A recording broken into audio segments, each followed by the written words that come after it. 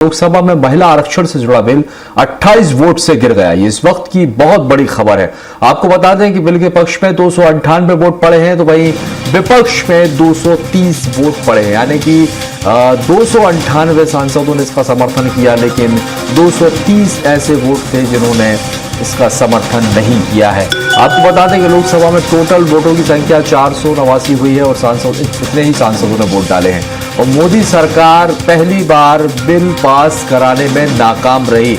ये बहुत बड़ी खबर है क्योंकि लोकसभा में बिल पास नहीं हुआ और बिल गिर गया है। महिला आरक्षण बिल से जुड़ा ये मामला है। 131वां संविधान संशोधन बिल संसद में गिर गया, बहुमत नहीं मिल सका और ये बिल गिर गया। आपको बता दें कि बिल के पक्ष में 298 और विपक्ष में 230 वोट पड़े। लोकसभा में 489 सांसदों ने वोट डाले। बिलों को पास कराने के लिए 2/3 बहुमत की जरूरत थी और 489 का ये आंकड़ा 2/3 यानी कि 326 होता है और इस तरह बहुमत नहीं मिलने से ये बिल पास नहीं हो सका। 28 वोट से ये गिर गया और 11 साल के शासन में ऐसा पहला मौका आया जब मोदी सरकार सदन में कोई बिल पास नहीं करा पाई। इससे पहले केंद्रीय गृह मंत्री अमित शाह ने 1 घंटा स्पीच दी थी। कहा था कि अगर ये बिल पास नहीं होता है तो वे इसकी जिम्मेदारी विपक्ष को ही देंगे और ये विपक्ष की जिम्मेदारी होगी। विपक्ष अगर वोट नहीं देगा तो बिल गिर जाएगा, यह भी कहा था गृह मंत्री अमित शाह ने। और देश की महिलाएं अभी देख रही हैं उनकी राह का रोड़ा कौन है। और इस संशोधित बिलों पर लोकसभा में 21 घंटे तक चर्चा हुई। कुल 130 सांसदों ने अपने विचार रखे और इनमें से 56 महिला सांसद थी।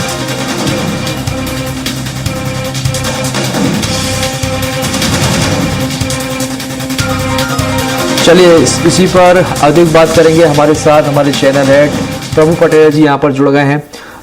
पटेल जी, ऐसा पहली बार हुआ है कि जब मोदी सरकार अपना कोई बिल पास ना करा सकी हो।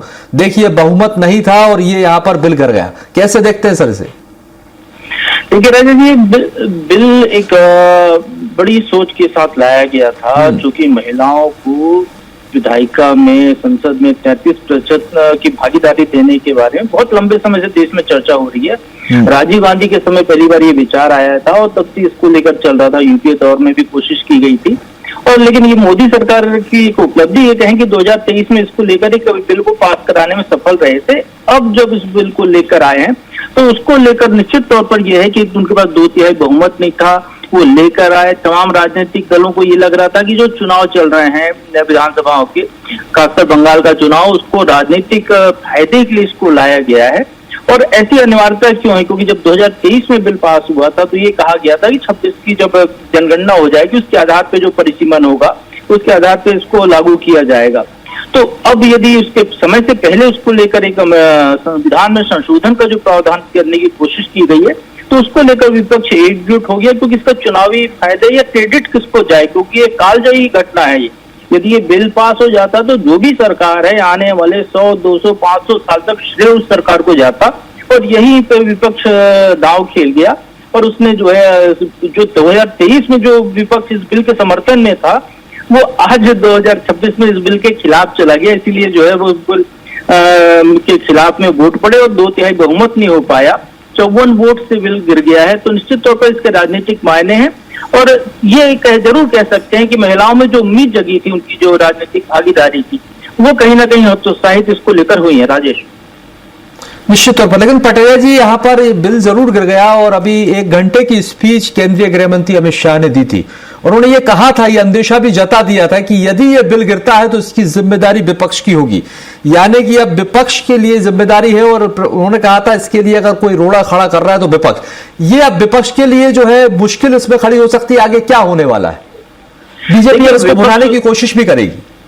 निश्चित तौर पर बीजेपी बुलाने की कोशिश करेगी। अमित शाह यदि ये कह रहे हैं संसद में कि यदि बिल गिर जाता है तो इसकी जिम्मेदारी विपक्ष की होगी। 21 घंटे तक इस बिल पर, तीनों बिलों पर चर्चा चली है और कल जब प्रधानमंत्री बोल रहे थे तो उन्होंने कहा था कि मैं तो ब्लैंक चेक दे रहा हूं कि इसका क्रेडिट जिसको लेना है वो ले ले, मुझे क्रेडिट नहीं चाहिए, लेकिन महिलाओं के हित में इस बिल को पारित करा दिया जाए।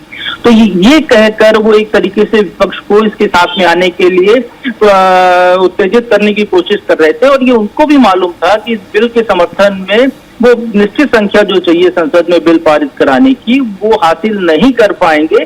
और इसी को लेकर चाहे गृह मंत्री का भाषण जो आप जिक्र कर रहे हैं, चाहे प्रधानमंत्री का भाषण हो या बीजेपी के तमाम जो बड़े नेता संसद में बोले इस बिल के दौरान, चर्चा के दौरान, तो सबने इस बात को लेकर विपक्ष को ही ठीकरा फोड़ने की कोशिश की है।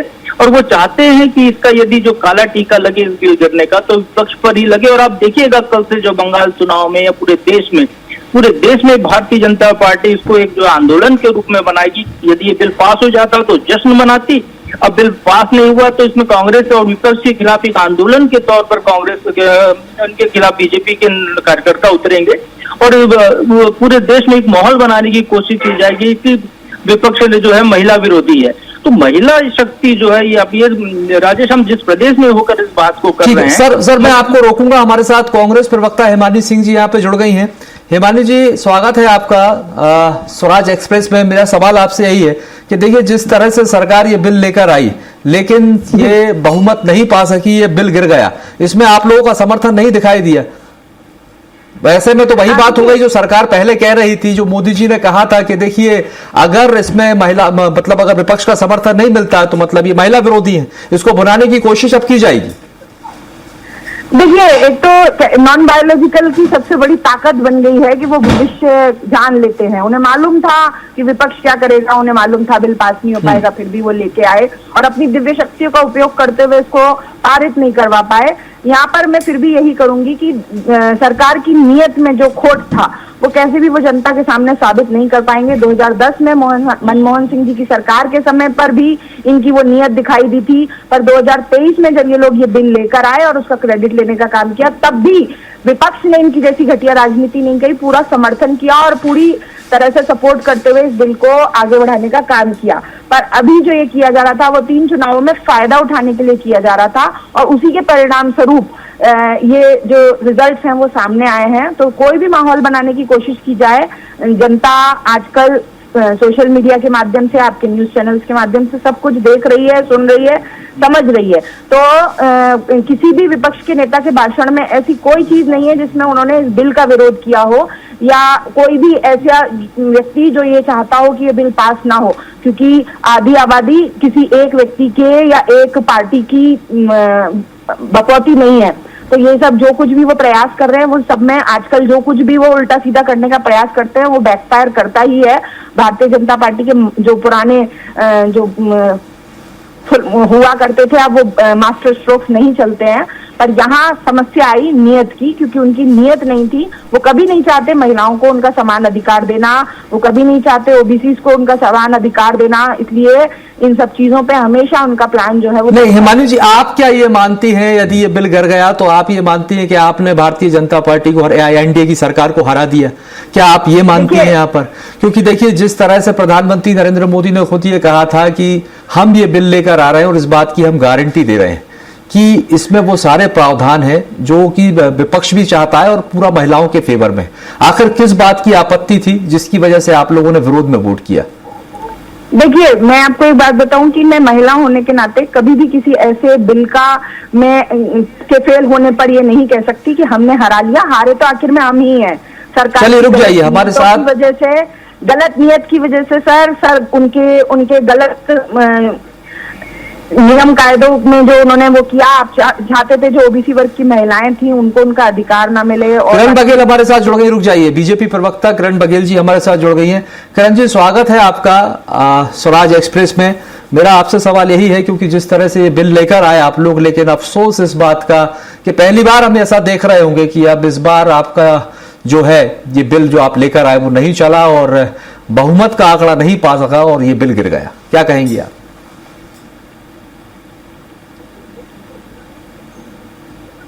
नारी शक्ति का अपमान है ये। कांग्रेस का और विपक्ष का ये जो दोगला चेहरा है, घिनौना चेहरा है, आज पूरे नारी शक्ति देख रही है कि किस प्रकार उन्होंने महिलाओं का अपमान किया है और इसका विरोध करके ये दिखाता है कि कांग्रेस हमेशा से महिला विरोधी रही है, दलित विरोधी रही है। जो कहते हैं, जो कहा जाता है इनके बारे में, ये प्रूफ कर रहा है कि कहीं ना कहीं उन्होंने महिला शक्ति के विरोध में वोट किया है। ये भाजपा सरकार के खिलाफ नहीं था, किसी या मोदी जी के खिलाफ नहीं था, बल्कि मैं बोलूँ संपूर्ण नारी शक्ति के खिलाफ उन्होंने वोट की है। और इस दिन के नहीं आने से मुझे लग रहा है कि महिलाएं मायूस हुई हैं, और मुझे लगता है कि इसका खामियाजा आने वाले समय में कांग्रेस और विपक्षी दल को जरूर भुगतना पड़ेगा। हमारे किरण बघेल जी, हमारे एडिटर अजय जी हमारे साथ जुड़े हैं, अजय त्रिपाठी जी। अजय जी, आपका कोई सवाल? किरण जी और हिमानी जी दोनों हमारे साथ जुड़ी हैं। कहीं किरण जी से बस मैं ये पूछना चाह रहा था कि किरण जी की कोई स्ट्रेटेजी का हिस्सा तो नहीं आप लोगों की कि वास्तव में अगर बिल गिरता है तो आप विपक्ष को ब्लेम कर सकेंगे, और ब्लेम करने के साथ आप पश्चिम बंगाल चुनाव जो कि सिर पर है। हिमानी जी, किरण जी आपसे सवाल है उनका। आवाज मुझे समझ नहीं आया, समझ नहीं आया। मेरा सवाल किरण जी आपसे ये था कि क्या भारतीय जनता पार्टी या एनडीए की स्ट्रेटेजी का हिस्सा तो नहीं था इस बिल को गिराना? क्योंकि बिल गिर जाना नरेंद्र मोदी और अमित शाह जैसे दिग्गजों के होते आपकी पार्टी के, और कोई बिल गिर जाना बड़ा आश्चर्यजनक लोगों को लग रहा है। ये आपकी किसी रणनीति का हिस्सा तो नहीं था ताकि पश्चिम बंगाल चुनाव में आप कांग्रेस को ब्लेम कर सकें? जी नहीं, बिल्कुल नहीं। आप शुरू से देख रहे हैं कि 2023 से देखिए हमारी सरकार लगातार प्रयासरत थी कि ये बिल पास हो जाए। मुझे लगता है जो असली विपक्ष का चेहरा है वो सामने आया है, और हमारी मोदी जी की सरकार है हमेशा से महिलाओं को अग्रसर करने के पक्ष में रही है, और लगातार उनके पक्ष में काम कर रही है, उनको सशक्तिकरण के लिए हो। हमेशा से Modi ji women lead development की बात करते आए हैं, तो मुझे नहीं लगता कि इसमें कोई रणनीति है। मुझे तो यही लग रहा है कि कांग्रेस का जो 4 कली से चेहरा है वो जनता के सामने और खासकर नारी शक्ति के सामने आ चुका है। रुकिए, हमारे साथ हमारे चैनल हेड प्रभु पटेरिया जी भी यहाँ पर बने हुए हैं। प्रभु जी, आपका कोई सवाल हो? हमारे साथ 2 मेहमान जुड़े हैं भाजपा और कांग्रेस से, हिमानी सिंह जी जो कि कांग्रेस से हैं और किरण बघेल जी बीजेपी से हमारे साथ। आपका कोई सवाल? देखिए राजेश जी, अभी हिमानी जी कह रही थी कि जो है वो हराने जैसी बात नहीं करती, लेकिन उनके नेता राहुल गांधी ने कहा है कि संविधान पे जो हमला किया हमने इसको हरा दिया। अब ये यदि वो हराकर खुश हो रही है कांग्रेस, तो शायद ये कांग्रेस का ये कहें कि बहुत गलत तरीके से कांग्रेस इस घटना को देख रही है, क्योंकि भारतीय जनता पार्टी या नरेंद्र मोदी उन्हें पता था कि वो 352 का आंकड़ा नहीं जुटा पाएंगे, न उनने कोशिश की जुटाने की। इसके पहले जितने भी अमेंडमेंट हुए हैं संविधान में, जो भी बिल लोकसभा में पारित हुए हैं, उसमें बीजेपी का बहुमत न होने के बावजूद राज्यसभा में पारित करा लिए गए। लेकिन इस बार उन्हें इसको ढील मुझे लगता है जानबूझ के छोड़ी गई है। एक बड़ा आंकड़ा सामने रखा है और एक असंभव वही प्रभु जी जो सवाल मैंने किरण बघेल से किया था कि क्या एक स्ट्रेटेजी का हिस्सा था क्या ताकि पश्चिम बंगाल में आप कांग्रेस को ब्लेम कर सकें? बिल्कुल अजय जी, ये केवल पश्चिम बंगाल नहीं, ये कांग्रेस को हमेशा के लिए काला टीका लगाने का एक जो है बीजेपी की रणनीति का हिस्सा इसको मान सकते हैं आप। क्योंकि आप ये देखिए कि जब भी याद किया जाएगा महिला आरक्षण बिल को, यदि 2026 के जो 29 पे यदि लागू होता है 26 की जनगणना के आधार पे भी, तो भी श्रेय उन्हीं को मिलेगा, नरेंद्र मोदी सरकार को। और ये कहने के लिए हमेशा हो जाएगा कि इस जो विपक्ष था, तत्कालीन विपक्ष, इसने उस बिल का जब हम लेकर आए समय से पहले आरक्षण देने के लिए, तो इनने उसको गिरा दिया, उसका विरोध किया, और उससे जो है महिलाओं का नुकसान हुआ। आधी आबादी को जोड़ने का जो बात है, तो एक तरीके से आधी आबादी के जरिए पूरे देश में बीजेपी इस मुद्दे को ले जाएगी और कांग्रेस के लिए खासा नुकसानदेह कदम साबित होगा। मतलब ये माना जाए प्रभु जी की कांग्रेस को हाउस के अंदर भले फायदा हो गया, लेकिन इसका लॉन्ग टर्म पॉलिटिकल नुकसान होगा। देखिए बहुत लंबा नुकसान कांग्रेस को होगा। जब महिलाओं की उम्मीदें, जैसी हम उस प्रदेश में बात कर रहे हैं जहाँ पे लाडली बहना जैसी स्कीम को लाकर सरकार बना ली गई, और उस फार्मूले से बीजेपी कई राज्यों में सरकार बना चुकी है। 1000 रुपए महिलाओं को महीना देकर आप जो है सरकार बना सकते हैं। तो एक महिला 33% महिलाओं को यदि भागीदारी देकर उनको उस पद तक पहुंचाने की बात करके, तो आप कहां से कहां तक ले जा सकते। तो ये जो लॉलीपॉप था 33% के आरक्षण का, ये यदि लॉलीपॉप उनके हाथ से छिन गया है, तो निश्चित तौर पर आधी आबादी की नाराजगी कांग्रेस से हो सकती है, और उस नाराजगी का असर चुनाव में दिखाई दे सकता है। सिर्फ आने वाले चुनाव सिर्फ बीजेपी ने नहीं, बीजेपी ने हरियाणा में, मध्य प्रदेश में, महाराष्ट्र में सरकार बनी, लेकिन झारखंड में वही प्रयोग यूपीए ने किया और वो सक्सेस रहा। अजय जी, इस पूरे मामले में एक चीज है कि झारखंड में वो सरकार पहले से पैसा दे रही थी। भारतीय जनता पार्टी को दूसरे राज्यों में यदि गई जहां पर कि उनकी सरकार नहीं है, वहां उन्होंने वादा किया, जनता ने भरोसा नहीं किया।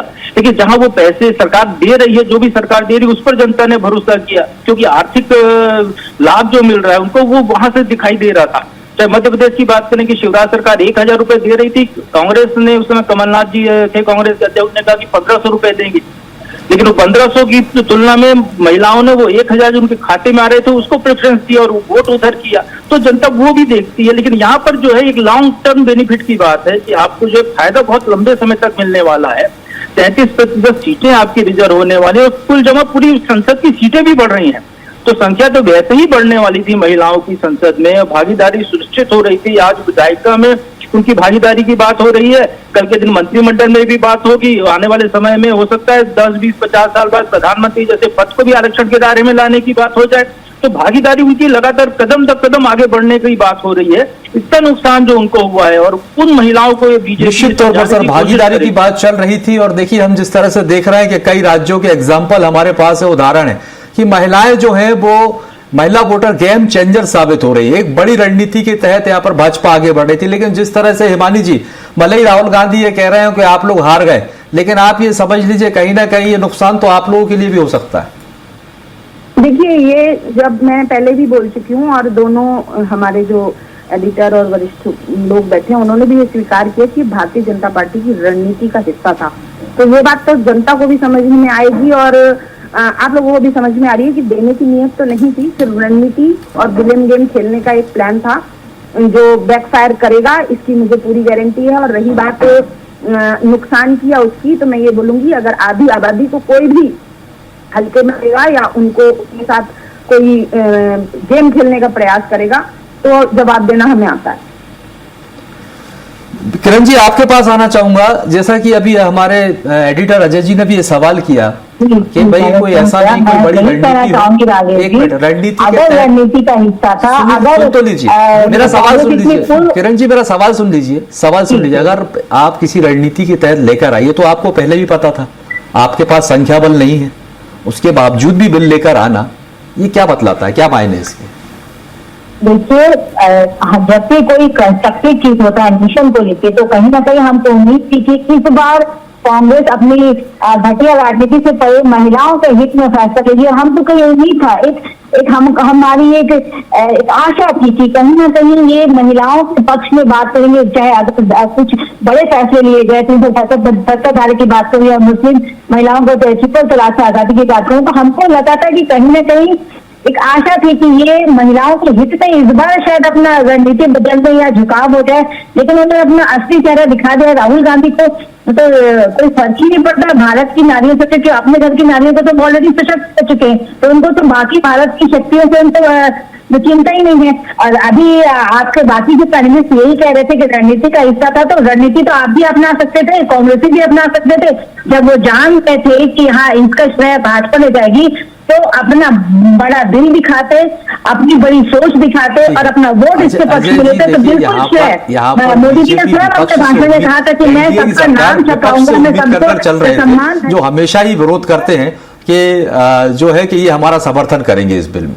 देखिए, प्राइमा फेसी राजेश जी जो बात दिखाई पड़ रही बड़ी साफ साफ हम लोगों का जो अपना पार्लियामेंट्री एक्सपीरियंस है कि स्ट्रेटेजी दोनों तरफ से थी, लेकिन इसमें एनडीए अपनी स्ट्रेटेजी में सफल रही, विशेषकर बीजेपी अपनी स्ट्रेटेजी में सफल रही, कांग्रेस थोड़ा सा नुकसान में रही कि अगर इसी स्ट्रेटेजी को, जैसा हिमानी जी कह रहे हैं, बात मान लेते हैं, अगर जिस तरह से इसकी पहले वाले विधेयक में हुआ था आरक्षण बिल पर, अगर इस विधेयक को वो कह देते कि पार्लियामेंट्री कमेटी को सौंप दिया जाए या कुछ पे नई कमेटी गठित कर दी जाए, इसमें संशोधन लाया जाए, वो मांग के आधार पर रोक देते तो शायद इतना उनको नुकसान नहीं होता, ऐसा हम लोग समझ पा रहे हैं। पर निश्चित रूप से जिस तरह का मैसेज गया है वो मैसेज ठीक नहीं है, वो मैसेज कांग्रेस को नुकसान करेगा, ऐसा हम लोगों को लगता है। वो ऐसा ही होगा जैसे कि अब एक मूवी का डायलॉग सुनते थे कि हार कर जीतने वाले को बाजीगर कहते हैं, और यहाँ पर यही हुआ कि बीजेपी का भले ही ये हुआ हो कि एनडीए की तरफ से बिल जरूर गिर गया, लेकिन कहीं ना कहीं एक बड़ी रणनीति में ये कामयाब होते हुए जरूर नजर आए। बहुत बहुत शुक्रिया आप मेहमानों का हमारे साथ इस चर्चा में शामिल होने के लिए। अजय जी आपका भी बहुत बहुत शुक्रिया चर्चा में शामिल होने के लिए। तो देखिए, ये एक बहुत बड़ी खबर अपने आप में हो जाती है, क्योंकि जिस तरह से ये बिल गिरा है, ऐसा 11 साल बाद ये हुआ है कि जब मोदी सरकार रही और पहली बार सरकार का जो बिल है वो यहां पर गिरा हो। दरअसल ये बहुमत का आंकड़ा नहीं छू पाया, ये अपने आप में बहुत बड़ी खबर है, लोकसभा में पास नहीं हो पाया। अब जिसको लेकर अब तमाम तरह की बयानबाजियां भी शुरू हो रही हैं। अजय जी, मेरा एक सवाल और आपसे, 3 बिलों की बात कही जा रही थी, जिसमें एक बिल तो ये है अपना परिसीमन को लेकर, परिसीमन संशोधन बिल भी है, और दो बिल और जो बचे थे, मतलब परिसीमन जन ये 131 वाला तो गिर गया, संशोधन वाला, परिसीमन के बाद और जो दो बिल और बचे हैं, इसको भी सरकार ने मना कर दिया, अभी आगे लेकर नहीं जाएंगे। इसके पीछे की क्या वजह देखते हैं? थ्योरी होगी, सारा का सारा कनेक्टिविटी उसकी परिसीमन से है। हाँ। महिला आरक्षण विधेयक भी डिलिमिटेशन से जुड़ा हुआ है, क्योंकि डिलिमिटेशन होने के बाद लोकसभा में सीटें बढ़ जाएंगी, अलग अलग स्टेट में अलग अलग सीटें बढ़ेंगी और उसका जो फायदा नुकसान होगा, और इसलिए अभी सरकार ने मुझे लगता है कि आगे के जो बिल थे उनको रोक दिया है, होल्ड पे कर दिया है। ये उनकी अपनी स्ट्रेटजी का तरीका है, क्योंकि आगे अगर उन बिल को पास कर रहे थे तो उनकी वैधानिकता पर, उनकी संसदीय प्रणाली पर प्रश्न लगता। स्वाभाविक रूप से क्योंकि डिलिमिटेशन का बिल साथ में जुड़ा हुआ है, महिला आरक्षण से जुड़ा हुआ है, तो ये पूरे बिल एक दूसरे से कनेक्ट हैं, इसलिए उन बिलों को रोक दिया गया है। निश्चित तौर पर एक दूसरे से कनेक्ट होने के कारण सभी बिल जो है वो रोक दिए गए हैं, यानी एक बिल गिरना और बाकी को, यानी मामला यही खत्म होता है। हालांकि कल 11 बजे तक का समय दिया है, कल फिर संसद होगी, देखना होगा आगे क्या अपडेट होगी। बहुत बहुत शुक्रिया आपका भी अजय जी हमारे साथ जुड़ने के लिए। आप सभी मेहमानों का बहुत बहुत शुक्रिया करते हैं। तो लोकसभा में महिला आरक्षण बिल में जो संशोधन किया जा रहा था, 131वां संशोधन, वो अब गिर गया है और मोदी सरकार